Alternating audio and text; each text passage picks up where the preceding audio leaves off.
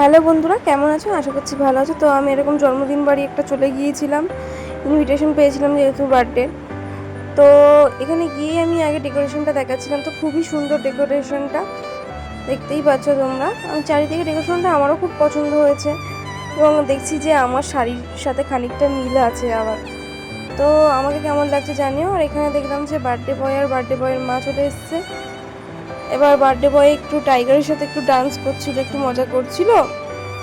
তারপরে তখন ফাঁকা ছিল বলে আমি আবার একটু বসে আবার একটু ভিডিও করে নিচ্ছিলাম, যে একটু নিজেকেও দেখাতে লাগে যে নিজেকে কেমন লাগছে, তাই না? তো তার জন্য আমি একটু নিজেকেও নিজেও বসে বসে ভিডিও করছিলাম আর কি। তারপরে আমার এতটাই গরম লেগেছিল, তার জন্য আমি একটু জল খাবো বলে এলাম। তাও এখানে মকটেল দিচ্ছিল। তো দাদাটা বললো যে তুমি কি খাবে, তো আমি বললাম যে একটা সফট ড্রিঙ্কের মধ্যে দিয়ে দাও, ওটাই খাবো। তারপরে খাওয়া টাওয়ার পরেই ফুচকা খেতে এসেছিলাম। তো এই দাদাটাকে আমি বলছিলাম যে তোমার কি ব্লগ করলে কোনো প্রবলেম? তো দাদাটা বলছিল না না, আমার কোনো প্রবলেম নেই, তুমি করতেই পারো।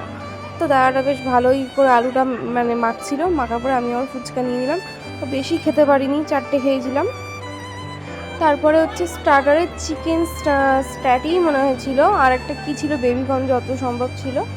তো আবার আমি মকটেল খেতে চলে এসেছি। আবার দাদাটা বলছে কি তুমি আবার বলো কী ফ্লেভার নেবে। তো আমি যাই হোক কী একটা ফ্লেভার নিয়েছিলাম, আমার এখন এই মুহূর্তে মনে পড়ছে না। যত সম্ভব যে আমি গ্রিন ম্যাঙ্গো ফ্লেভারটাই নিয়েছিলাম। তো দেখছিলাম যে কীভাবে দাদাটা বানাচ্ছিল, যদি আমি বাড়িতে বানাতে পারি কি না। হ্যাঁ, বাড়িতে বানাতে চাইলে আমরা অবশ্যই বানাতে পারি, কেন বানাতে পারবো না। তো চেষ্টা থাকলে মানুষ তো সব কিছুই পারে না। তো তারপর দাদাটা বানিয়ে টানিয়ে আমাকে আবার দিল এই যে গ্রিন ম্যাঙ্গো। তারপরে কেক কাটার সময় হয়ে গেছে বলে আমি আবার একটু ভিডিও করছিলাম। তো মৌসুমিদিকে বললাম যে একটু ভিডিও করে দাও। তো মৌসুমিদি বললো যে ঠিক আছে, ফোনটা দিয়ে আমি করে দিচ্ছি। তো তারপরে করছিলাম আমিও আবার ভিডিও, যে ওরা কেক কাটছিল বার্থডে বয়, তার জন্য আমি আবার একটু দাঁড়িয়েছিলাম, যে দেখছিলাম এবং ভিডিও করছিলাম। তো দেখো বার্থডে বয় কত সুন্দরভাবে কেক কাটছে, কত এনজয় করছে ফ্রেন্ডদের সাথে। আর বার্থডে বয় এটা ছিল 5 ইয়ারের বার্থডে যেহেতু, তাই জন্যই বড় করে হয়েছিল। আর এই পুচকিটাকে তোমরা আবার অনেক দিন আগেই দেখেছো আমার একটা রাইস সেরিমনির ব্লগে, সেই পুচকিটাই এটা।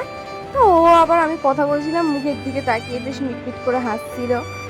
তো আমিও দেখছি আর ওর সাথে আমিও কি সুন্দর বেশ একটা এনজয় করছিলাম। তো তারপর আমি আবার একটু কেক খেতে চলে এলাম। তো কেক টেক খেয়ে আবার আমি তখন বেজে গিয়েছিলো, তোমার কটা হবে, 10টা বেজে গিয়েছিলো বলে।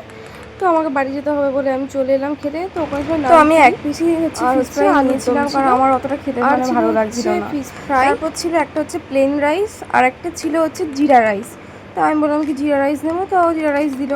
তারপরে একটু আমি অল্প হচ্ছে মুগ ডাল নিলাম। তারপর ছিল একটু আলুর চিপস, তো আমি আলুর চিপসও নিয়েছিলাম। তা সব কিছুই আমি খেয়েছি, অল্প অল্প করে খেয়েছি।